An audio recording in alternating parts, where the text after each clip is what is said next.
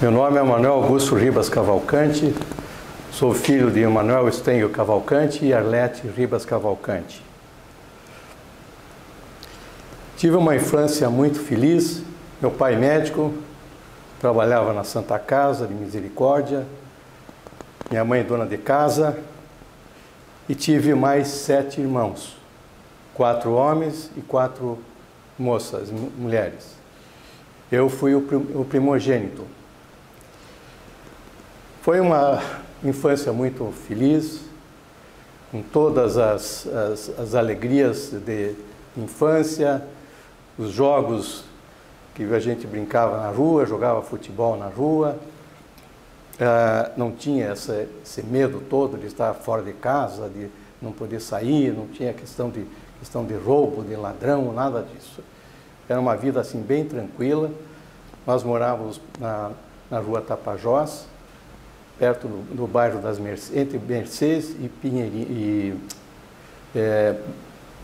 bairro Pilarzinho. Era um lugar muito tranquilo, com uma vizinhança assim, com vários imigrantes alemães, e foi passamos há vários anos da nossa infância, e tive a oportunidade de estudar em Colégio Medianeira. Fui a 3ª turma do Colégio Medianeira, onde fiz naquela época você entrava no colégio da infância, desde o primário, e saía praticamente para a universidade. Aí cursei todo o meu curso primário, secundário, ginasial, todo foi feito no Colégio Medianeira. Daí eu saí para fazer o vestibular. Meu pai era médico e eu quis ser médico também. Apesar dele me falar que a profissão era uma profissão muito difícil, muito dura, tá? Eu via as dificuldades que ele tinha. Meu pai era professor da universidade e médico cirurgião geral. Naquela época eles operavam estômago, varizes, cirurgias, câncer de mama. O cirurgião geral fazia tudo naquela época, tá? E eu procurei seguir isso. Tanto é que quando meu pai ia operar no hospital, ou na Santa Casa, ou no Hospital São Lucas, que ele operava bastante, ele me levava junto, que ficava meio terrível para ficar em casa sozinho, então ele me levava junto para o hospital. E eu comecei a gostar disso desde criança, do ambiente hospitalar. Depois disso terminei o curso secundário, fiz vestibular e fiz para medicina. Passei no curso de medicina, fiz na época não chamava-se PUC, chamava-se Pontifícia Universidade Católica, Universidade das Ciências Médicas. Naquela época chamava Faculdade de Ciências Médicas da Universidade Católica do Paraná. Então eu estudei lá durante 6 anos, tinha aula prática na Santa Casa, e a faculdade ficava num prédio antigo, na própria Praça Rui Barbosa. Então a gente tinha aula teórica e depois só atravessava a rua e ia para a Santa Casa. Onde lá na Santa Casa eu tive grandes professores, como o professor Mário de Abreu, o Dr. Félix Almeida, vários mestres que foram fantásticos naquela época, e eu tive a felicidade de conviver com todos esses mestres e professores, o Dr. Pedro Cerqueira Lima, o meu pai também dava aula, e depois, mais tarde, que veio a fundação do Hospital de Clínicas. Se não me engano, foi em 63 ou 64 que foi a fundação do Hospital de Clínicas. Aí, alguns professores, como o meu pai, foi para o Hospital de Clínicas. Então, foi basicamente isso. E depois de terminado o curso de medicina, nós fizemos um curso que terminando o curso de medicina, você tem que decidir o que você vai fazer, qual a especialidade que você vai fazer. Você poderia ser cirurgião geral, podia ser cirurgião plástico, podia ser cirurgião cardíaco, e eu decidi pela cirurgia plástica. Só que para você ser cirurgião plástico, além dos 6 anos do curso médico, você teria que ter mais 5 anos de especialidade. Então, você teria que fazer 2 anos de cirurgia geral, quer dizer, operando estômago, operando vários segmentos que são próprios do cirurgião geral, né? Para depois desses 2 anos fazer mais um concurso para a cirurgia plástica, que são mais 3 anos. Então, são 11 anos de estudo, né, para você poder começar a trabalhar como cirurgião plástico.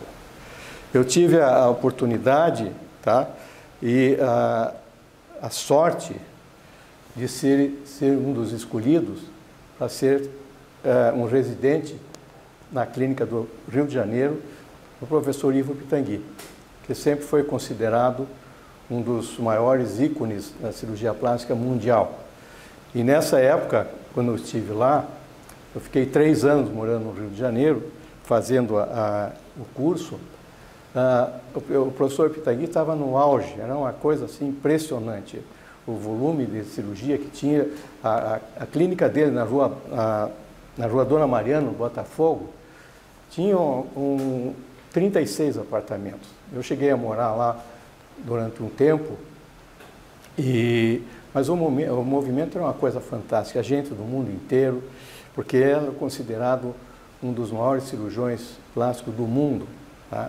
Então atraía pessoas, artistas e esportistas assim do mundo inteiro.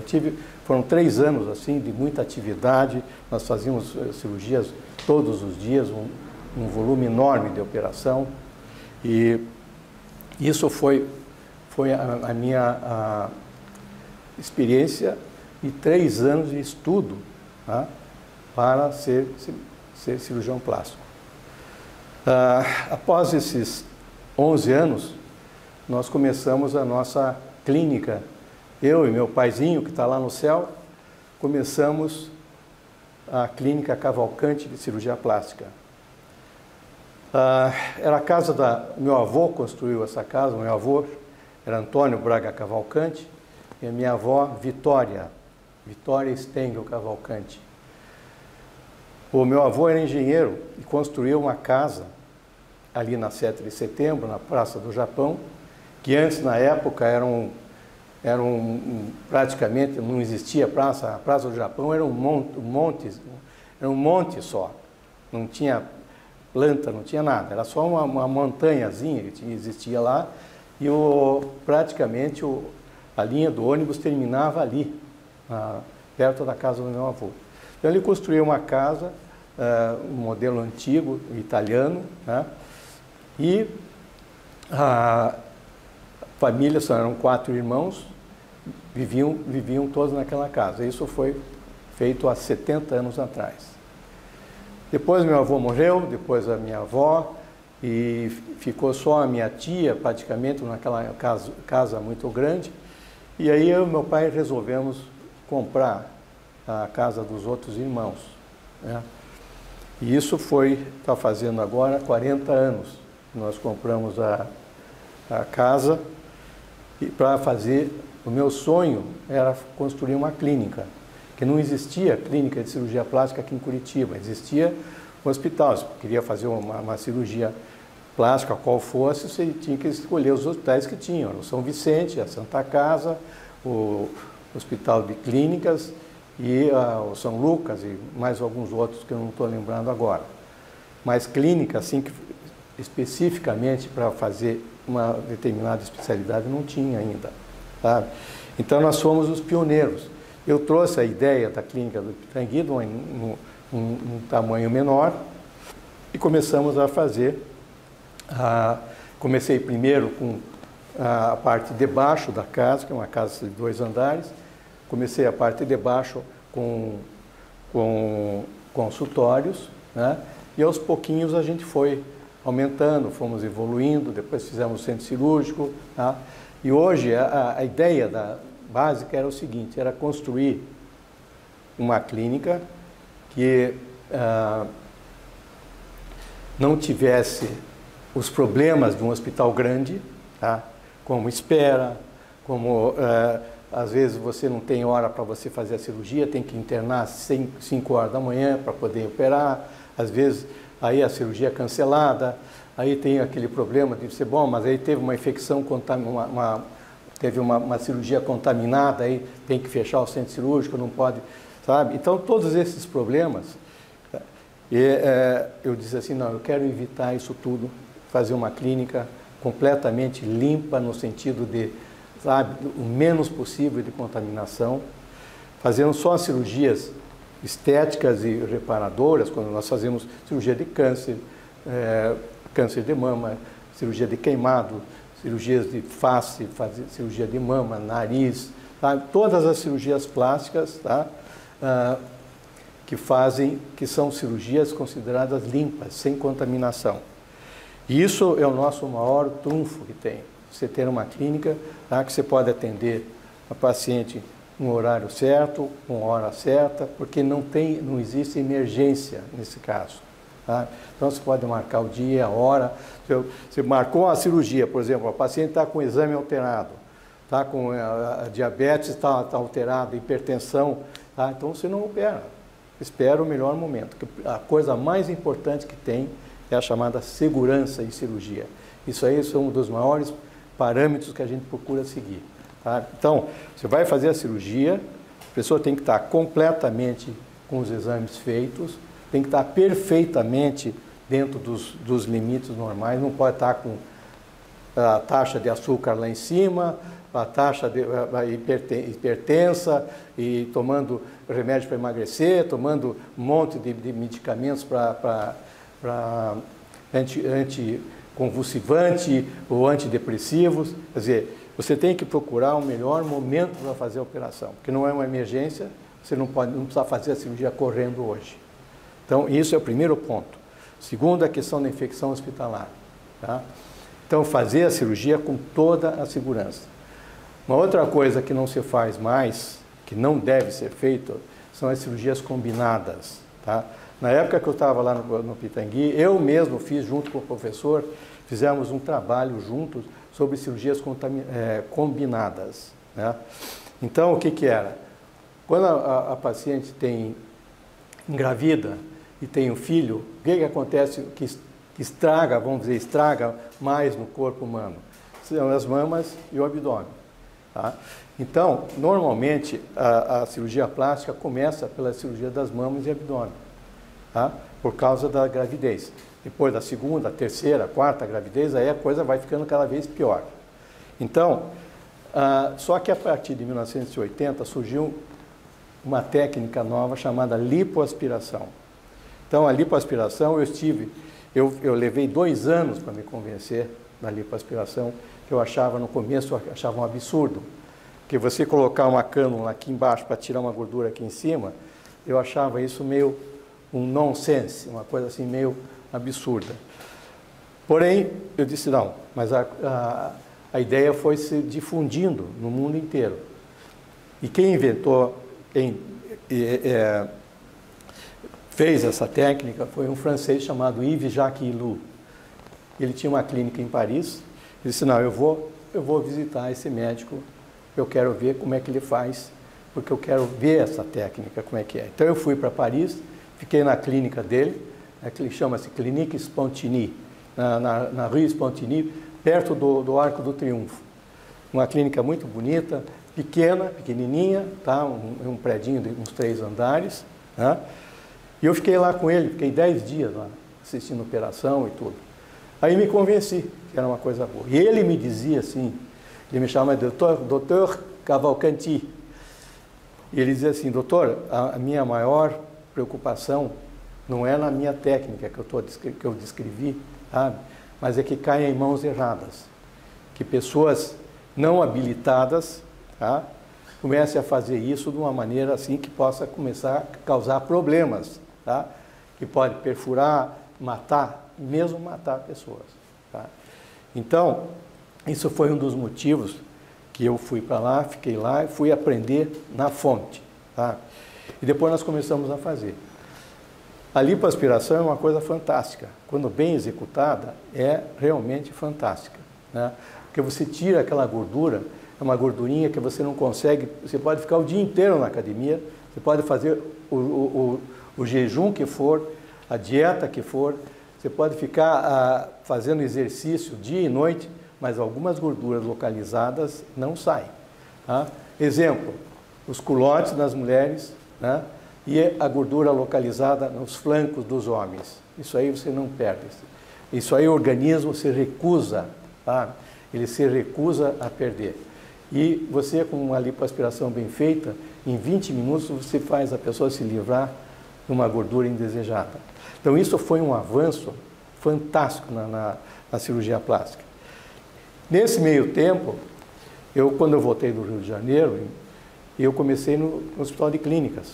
Meu pai era o professor Manuel Cavalcante, era chefe da cirurgia, da disciplina de cirurgia geral do Hospital de Clínicas, e eu queria ser professor da universidade.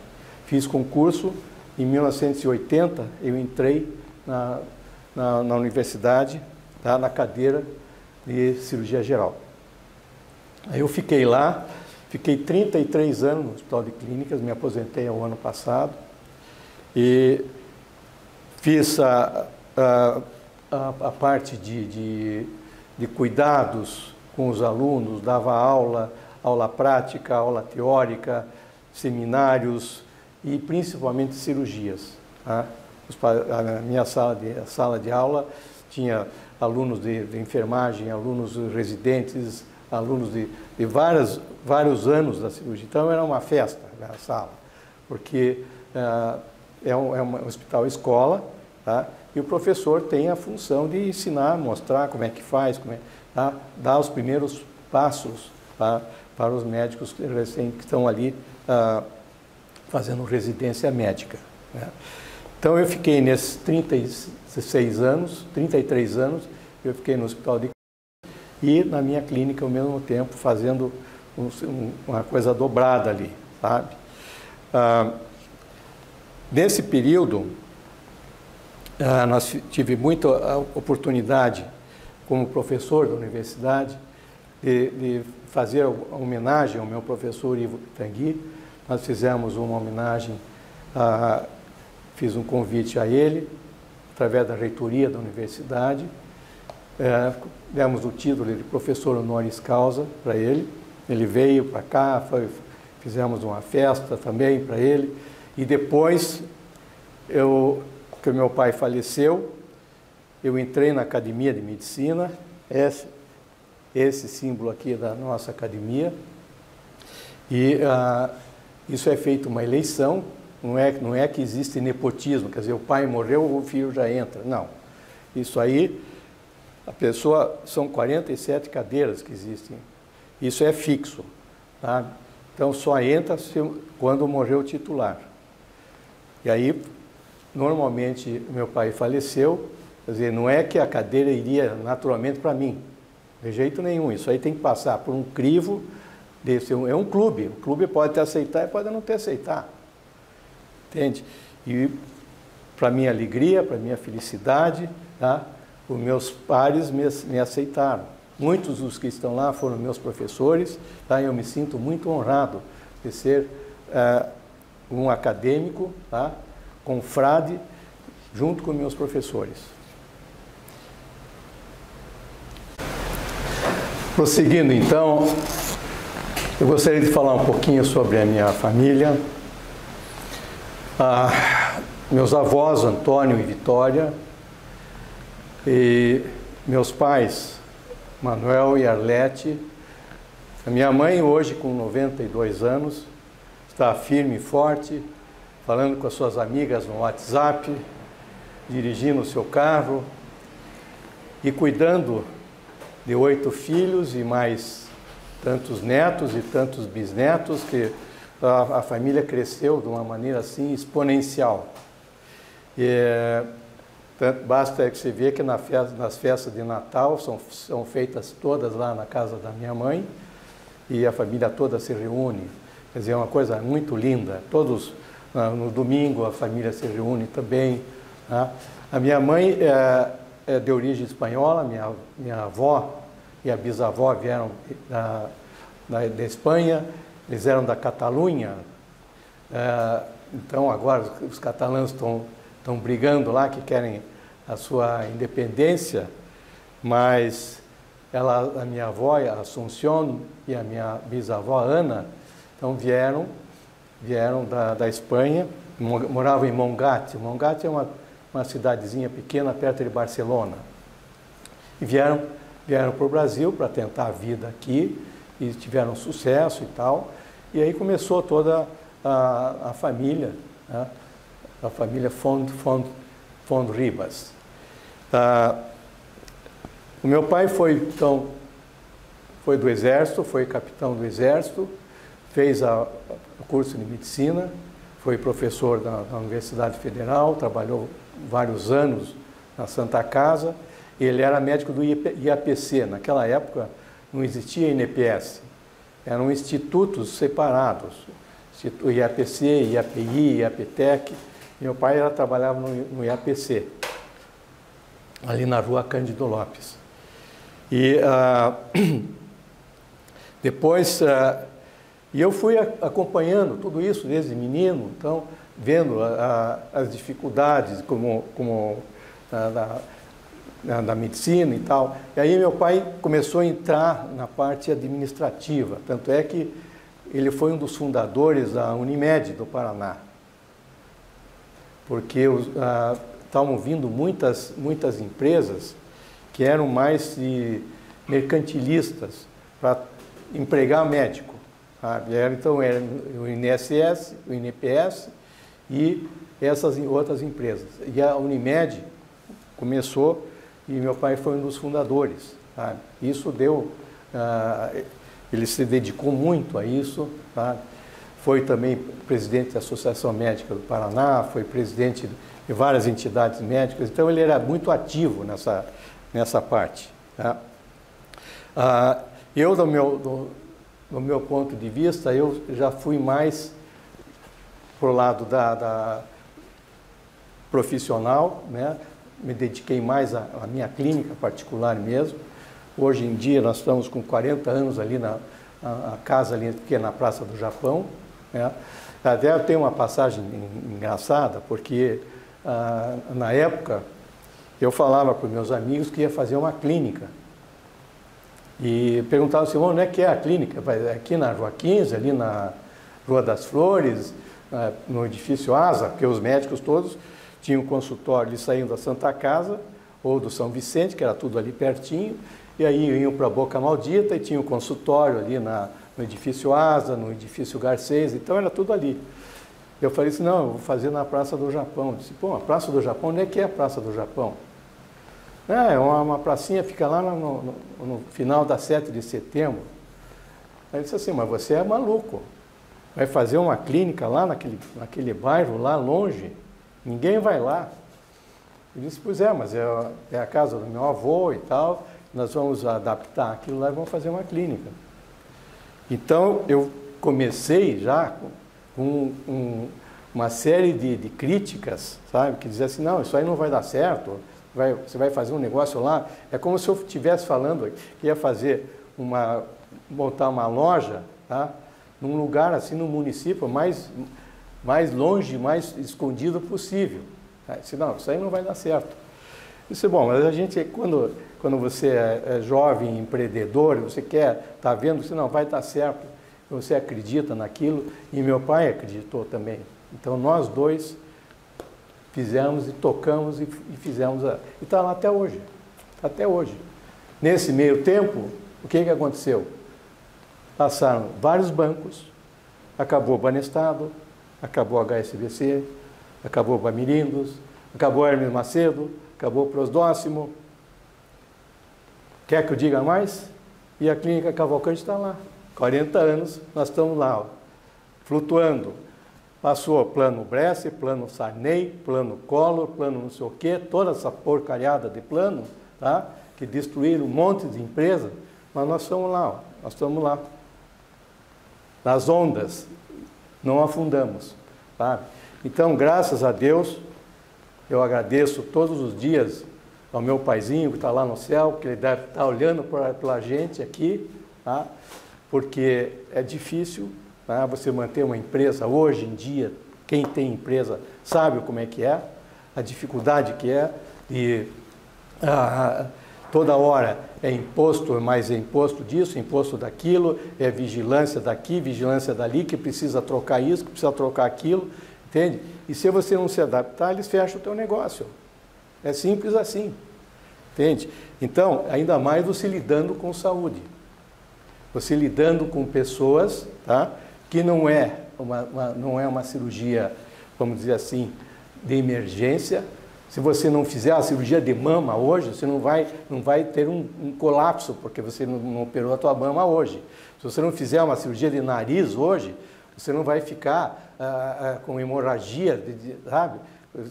Não vai ser preciso internar rapidamente. Quer dizer, então não é o tipo é uma especialidade diferente, sabe? Então eu sempre falo que aqui nós não temos doentes, nós temos pacientes, sabe? Tanto é que eu procurei dar na minha clínica um aspecto visual completamente diferente dos hospitais. Eu vivi a minha vida inteira dentro do hospital e era aquele clima de, primeiro, cheiro de éter, cheiro de sangue, cheiro de urina, cheiro de fezes. É aquela amálgama de cheiro, sabe? Típico de um hospital. Cores: branca, cinza, azulejo branco ou cinza. Não saía disso. Aquela coisa, aquele ambiente assim pesado, depressivo. Disse assim, não, eu quero fazer uma coisa bem diferente, completamente diferente. E me baseei muito na filosofia chinesa do Feng Shui. Tanto é que lá na minha clínica nós temos fontes com água, que o chinês fala muito em águas correntes, água corrente, né? Plantas, o verde. Eu tenho muita planta. Tenho planta fora, tenho planta dentro. Tanto é que nós construímos a clínica desviando uma árvore, um ipê, que a minha avó plantou, um ipê roxo enorme que tem lá. Eu procurei para não cortar a árvore, nós desviamos o ipê, tá? Para poder construir a nossa casa, a nossa clínica. Então tem, da teoria chinesa, tem a água, as plantas, tá? O verde, e, principalmente, a parte de cromoterapia. Eu procurei fazer cores alegres, sabe? Cores assim, amarelo, azul, entende? Para a pessoa se sentir dentro do ambiente assim, gostoso, que a pessoa não esteja assim, naquela sensação de opressão, sabe? Porque, geralmente, quando você vai para o hospital, você vai carregado. O quê? Ou você está com ameaça de infarto, ou você está com sangramento, ou você está com um abdômen agudo, você não sabe o que é, você vai ter que fazer uma biópsia. Então, são sempre atitudes que você é levado para o hospital e não sabe o que vai acontecer. O nosso é o contrário. Você vai por livre e espontânea vontade. Hoje está chovendo, eu não vou. Hoje está frio, eu não vou. Então, escolhe o melhor momento para operar, tá? Escolhe a melhor hora para fazer a cirurgia. Se você estiver bem, saudável, feliz, eu sempre digo para minhas clientes, se você brigou em casa, se o teu marido está contra, se você brigou com o cachorro, se você não faça a operação, não faça. Eu sempre digo, você tem que estar feliz para ir para a operação. Por quê?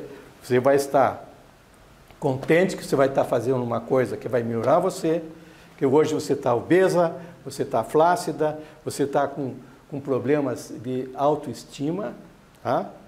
Problemas em casa, problemas familiares, problemas com o marido ou com a esposa, seja o que for, tá? De repente você vai fazer alguma coisa que vai melhorar a tua autoestima, sabe? Tirando um excesso de barriga que está caída, tirando um excesso de mama que está flácida, sabe? E nesse sentido, você renova a parte corporal e você dá uma sensação para a pessoa que ela começa a se gostar de si mesma. Isso que é devolver a autoestima. Você se gostar de novo, sabe? Então você começa a levantar mais cedo, você começa a fazer ginástica, Você começa a se cuidar, não vai comer aquele monte de pipoca que come no cinema, né?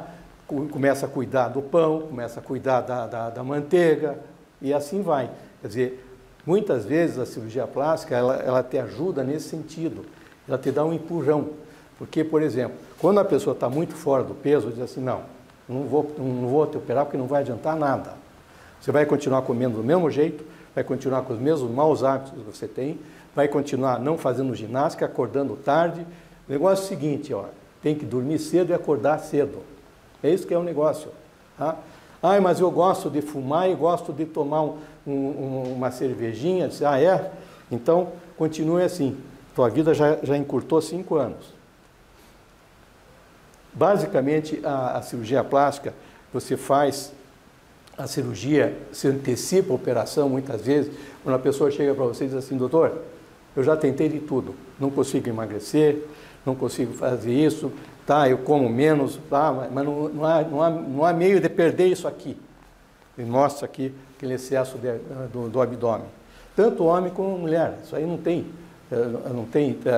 distinção.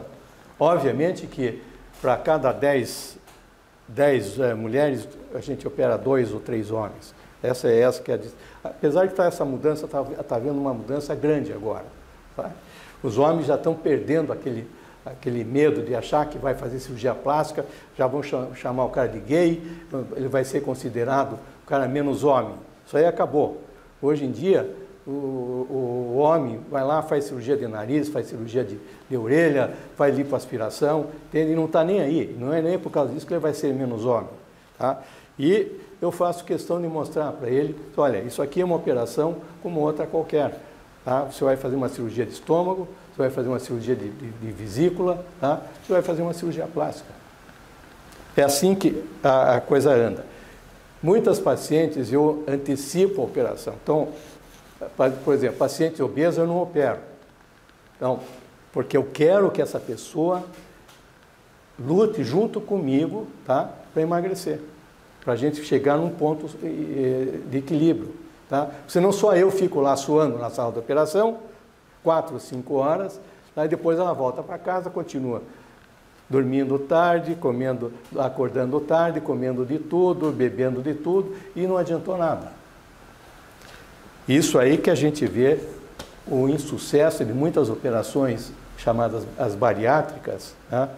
Que a pessoa não está preparada para fazer aquilo, faz a cirurgia de estômago, faz o emagrecimento muito exagerado, e dali 3, 4 meses depois, é que nem você tirar a chupeta do bebê. Ela começa a sentir falta daquilo que dava prazer para ela, que era a comida. Então, o que está acontecendo hoje? Ela não pode comer porque o estômago ficou desse tamanho assim, pequeno. Se ela comer demais, ela vai vomitar, vai se sentir mal. Então, o que está acontecendo? Estão derivando para o alcoolismo. Então, são coisas que você tem que estar tratando aqui, ó, paciente. E a cirurgia plástica tem muito isso, a parte de você melhorar a parte psicológica, sabe? Eu tenho várias pacientes que deixaram de tomar medicamento antidepressivo, tá? Porque você conseguiu, tá, dar uma alegria para essa pessoa, no sentido de, doutor, agora eu consigo botar uma roupa, me serve bem. Eu tive uma paciente que pesava não sei quantos quilos, que era um negócio muito exagerado.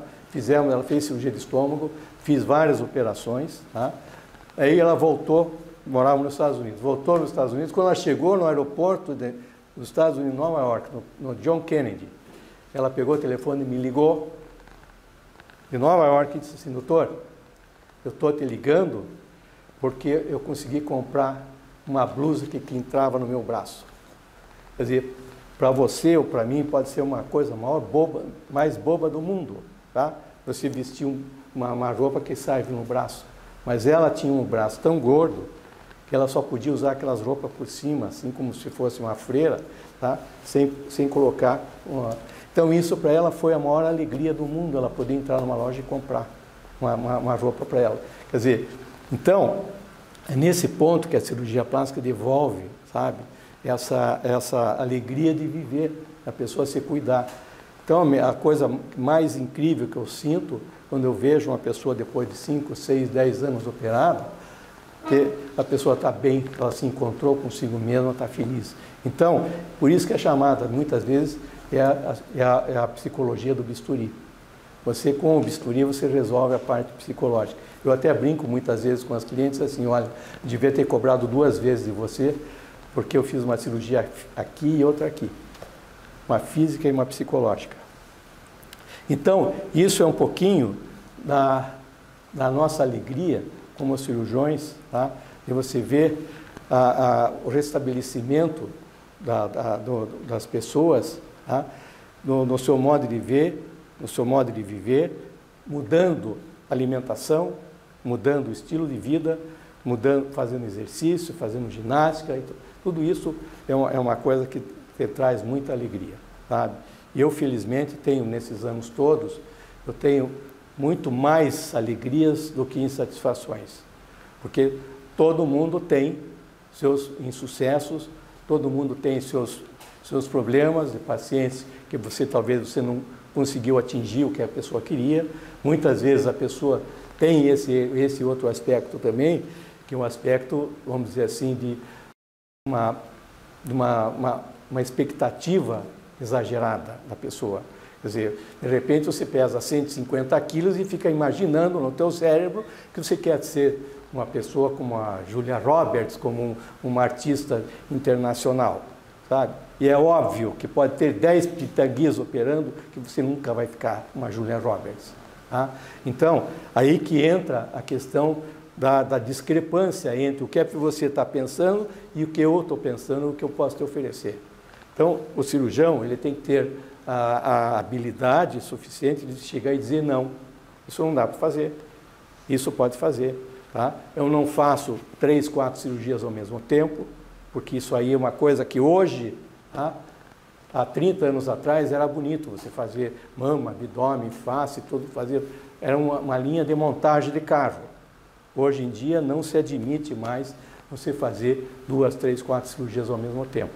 Tá? Eu prefiro fazer uma cirurgia hoje e outra daqui 15 dias do que deixar o paciente dentro de uma sala de operação 8 ou 9 horas.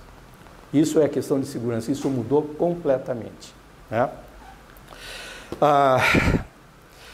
Eu tenho uma vida bastante regrada. Sabe? O cirurgião tem uma vida que tem que ser uma vida regrada. Eu tenho uma cirurgia amanhã, que eu vou fazer uma cirurgia de face. Cirurgia de face hoje, quando eu estava lá no professor Pitangui, no Rio de Janeiro, nós fazíamos 3 cirurgias de face por dia, fora outras operações. Cirurgia de face, o que é? É a cirurgia que você faz de rejuvenescimento facial. Tá? Quando você faz a cirurgia, fica bem feita, natural, o resultado é fantástico, maravilhoso. Tá? O que é ruim são os exageros, né? Que a pessoa fica muito puxada, o rosto muito puxado, e depois começaram a aparecer esses outros aplicações de preenchidores, a pessoa fica com a boca daquele tamanho, exagerada, o olho puxado demais. Quer dizer, então, isso são aberrações, vamos tirar fora isso lá. Tá? Vamos falar em cirurgias normais. Tá? Você vê que a pessoa fez a operação, está bem, ela ficou com um aspecto bem, está bem para a idade dela. Se você estiver bem para ter os 50 anos ou 60 anos, vão te dar 40. É isso que é, que a tua pele está bem cuidada. Agora eu sempre digo, se quer envelhecer rápido, quer maltratar bem a tua pele, fume bastante e tome bastante sol. Esses dois fatores vão liquidar você, tá? Você vai envelhecer no teu rosto 10 anos em um. 10 anos em um. É o cigarro e o sol no rosto. Antigamente era bonito, todo mundo bronzeado e tal, era o cinema americano, todo mundo... Tá? Não existia filtro solar, nada disso, aí a taxa de câncer de pele começou a subir demais. Então, hoje em dia, os cuidados aumentaram muito, tá?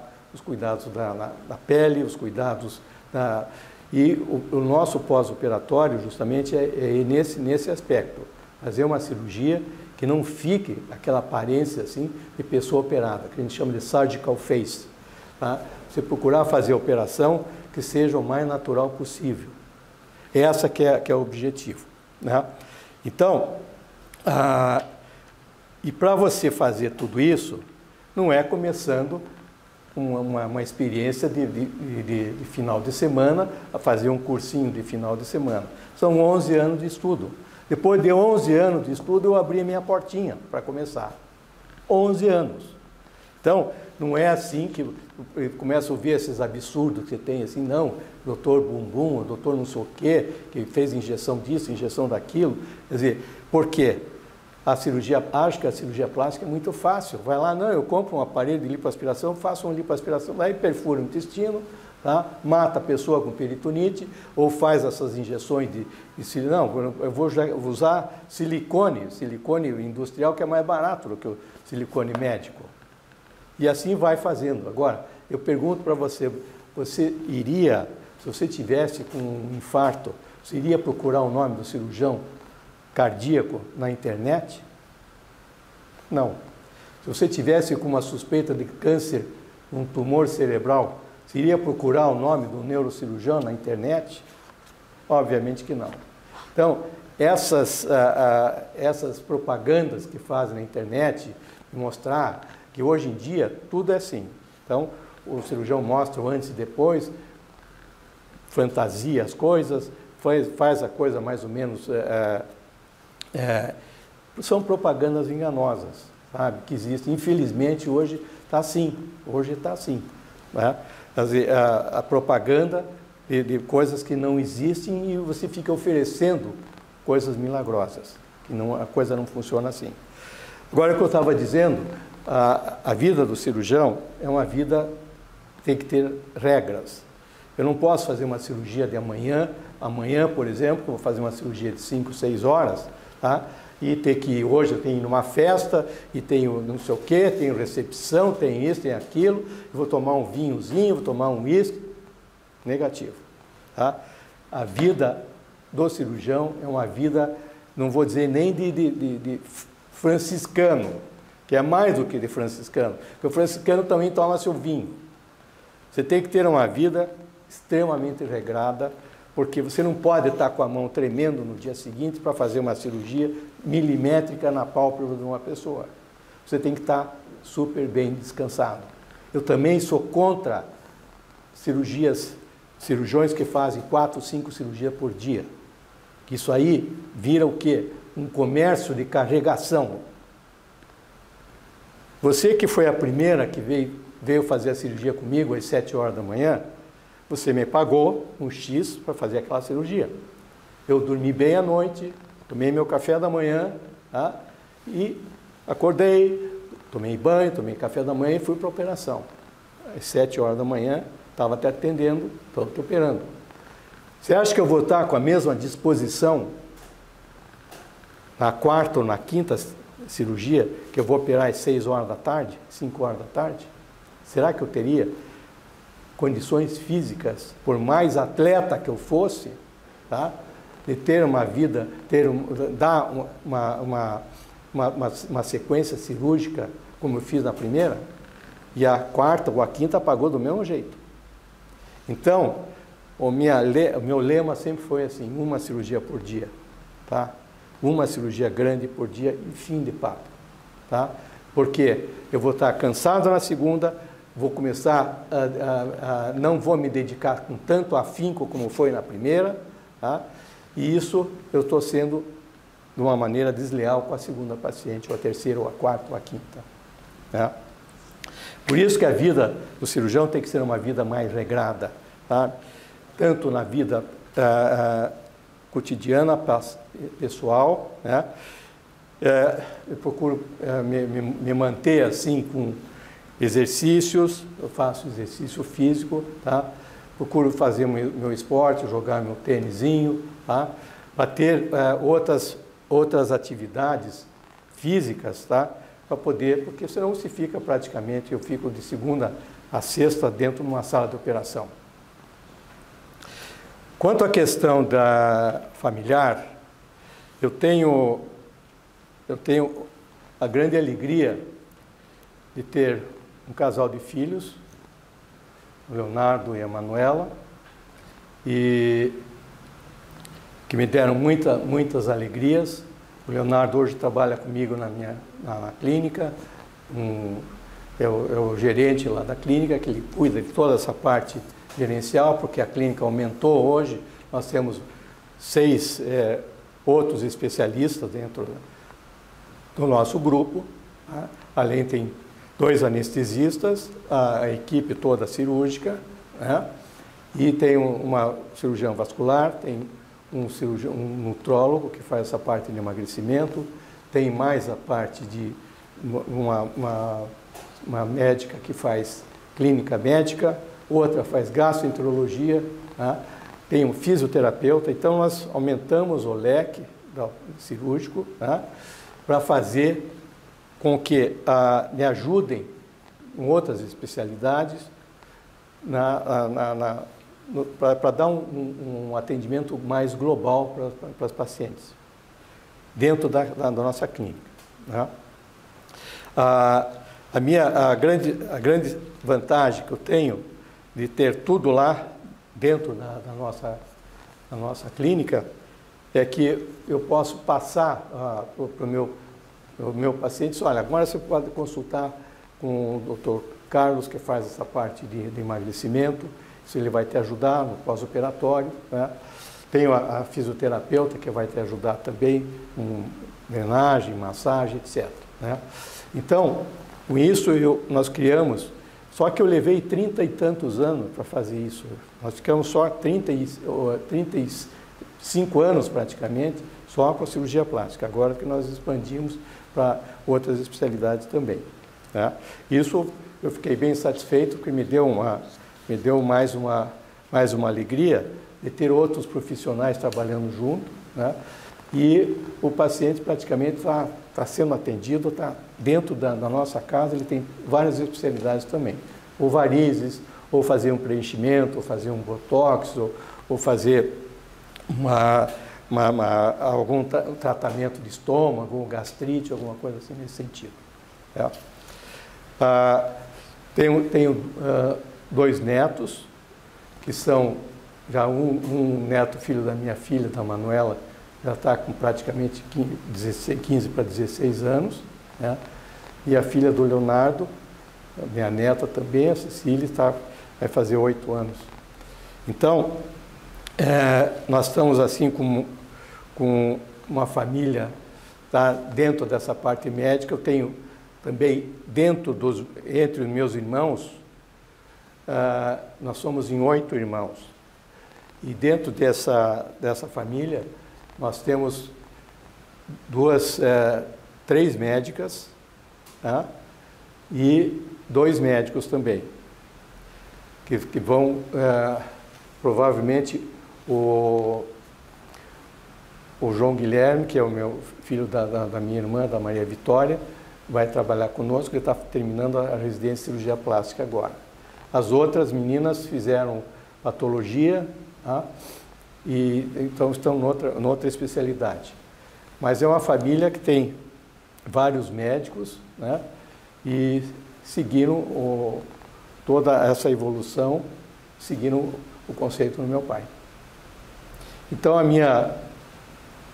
o meu agradecimento por vocês terem me ouvido, eu falar um pouco sobre a minha vida. Eu acho que é um pouco a gente se sentir envaidecido, né, de falar sobre teus feitos, mas é que você nunca faz nada sozinho. Você vai, as pessoas vão te ajudando, você tem a família, os irmãos, os filhos, quer dizer, está todo mundo junto nesse sentido. Você não faz a coisa sozinho, né?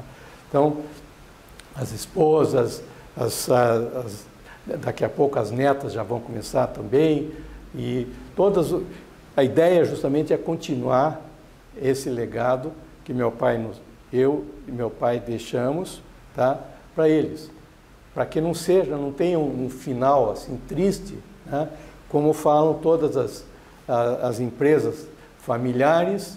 Eu estava vendo ontem até numa entrevista que das empresas familiares, tá, um número baixíssimo continua com os filhos, tá, vamos dizer assim, 50%, estou chutando, 50% vai para os filhos e depois 10% com os netos.